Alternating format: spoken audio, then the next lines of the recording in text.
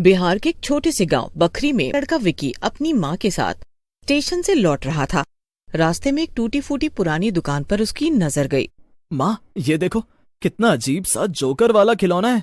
उसे मत छू बेटा, कितना पुराना और गंदा है।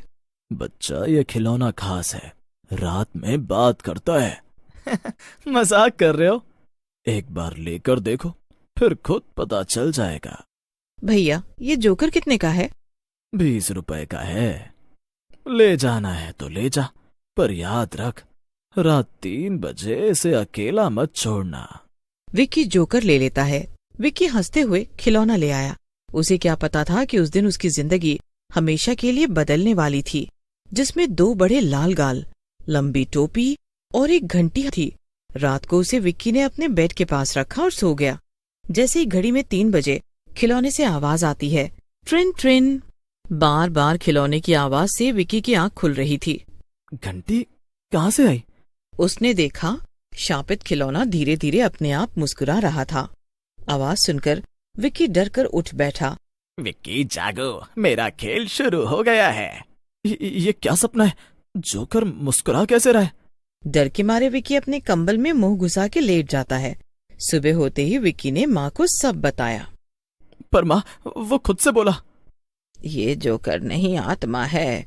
मैंने इस गांव में सुना है पुराने खिलौनों में बंधी आत्माएं रात को जिंदा होती हैं। अम्मा, तुम भी ना, अब डराओ मत।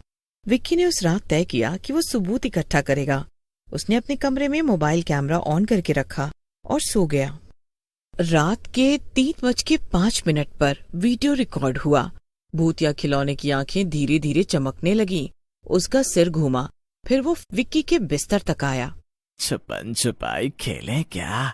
अगर नहीं खेला तो तुम्हें हमेशा के लिए सोना पड़ेगा।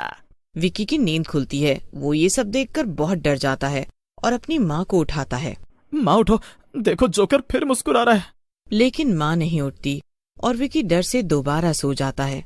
फिर अगले दिन, कहीं उस पुराने खिलौने का मामला तो नहीं? उस दुकान से जो कुछ भी लाते हैं वो किसी अभिशाप से कम नहीं होता। विक्की अब हर रात डर से सो नहीं पाता। फिर एक दिन उसने देखा, खिलौने की आंखों में एक लड़के की परछाई थी जो मदद के लिए चिल्ला रहा था। विक्की ने गांव के एक बूढ़े तांत्रिक बाबा से मदद ली।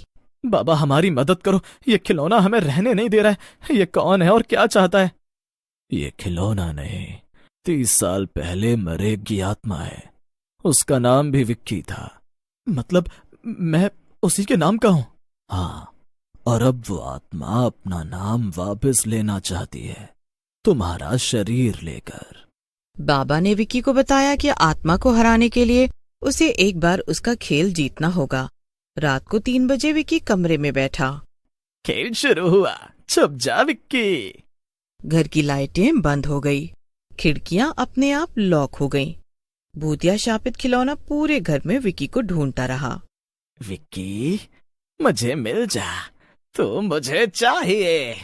घड़ी की सुई 3:15 पर अटक गई। विक्की चुप रहा। 3:29 पर अचानक एक चीख गूंजी। नहीं, मुझे हराया नहीं जा सकता, नहीं। विक्की ने देखा, खिलौना जल रहा है। उसकी आंखों से धुआं निकल रहा है और वो आवाज दे रहा है, विक्की, तुझे तो जाना ही होगा मेरे साथ, तेरी जगह मेरी है। लेकिन तभी बाबा मंत्र पढ़ते हुए आया और खिलौने पर गंगा जल छिड़का। तेरी मुक्ति का समय आ गया, लौट जा। और एकदम से खिलौना राख बन गया। अगली सुबह सब कुछ सामान्य था। अब सब ठीक है बेटा, वो चला गया। नहीं बहू, आत्माएं कभी नहीं मरती, बस शांत होती हैं। विक्की और माँ को लगा कि अब सब खत्म हो गया है। चुड़ैल नुमा खिलौना अब जल चुका था, राख बन चुका था और बाबा भी कह चुका था कि आत्मा शांत हो चुकी है। लेकिन सुबह मोहन, जो कि विक्की का छोटा भाई था, कमरे के कोने में खिलौना उठा। मोहन अब उस जोकर से दिन रात बातें करता है। माँ को लगा बच्चा कल्पना कर रहा है, लेकिन विक्की जानता था ये वही आत्मा है। एक रात विक्की की आंख खुली 3 बजे। उसने देखा, मोहन नींद में बैठा है और जोकर खिलौना उसकी गोद में है। अब मैं तेरी जगह हूँ, अब मैं खेलूंगा, अब मैं नहीं डरता। ये देखकर वो भागकर दादी के पास जाता है। बेटा, एक बार जल चुकी आत्मा अगर लौटे तो वो और भी ज्यादा भयानक बन जाते हैं। अब वो किसी और की आत्मा को जकड़ कर आती है। और सबसे डरावनी बात, वो अब आईने से बात भी करने लगा था। विकी ये सब देखकर दोबारा से उस बाबा के पास जाता है और सारी बात बताता है। बाबा इस बार कुछ ज्यादा गंभीर थे। अब वो आत्मा सिर्फ खिलौने में नहीं, मोहन के अंदर आ चुकी है। ये दूसरी अवस्था है। इसे अब सिर्फ अग्नि मंत्र और अपनों के प्रेम से निकाला जा सकता है। मतलब मैं क्या करूं? तेरे प्यार की आवाज ही उसे बाहर निकाल सकती है। और एक आखिरी मंत्र मैं दूंगा जो सिर्फ भाई की जुबान से असर करेगा। रात हो जाती है और रात को 3 बजे घर की सारी लाइटें बंद हो जाती हैं। मोहन अपने आप उठता है। खिलौना अब उसके हाथ में नहीं, पर उसकी आंखों में झलक रहा था। विकी ने मार्ग से लिया हुआ राख का तावीज मोहन की ओर फेंका और चिल्लाया, मोहन सुन, भाई का प्यार है सच्चा, जो तुझे दे रहा है पक्का। आत्मा तू चली जा दूर, छोड़ ये नन्हा मासूम सुर। मोहन जोर से चिल्लाया। उसकी आंखें जल उठी। फिर हवा में जोकर की आवाज गूंजी। एक जोर की चीख के साथ मोहन जमीन पर गिरा। मोहन की सांसें तेज थी, आंखें बंद थी, लेकिन चेहरे पर शांति थी।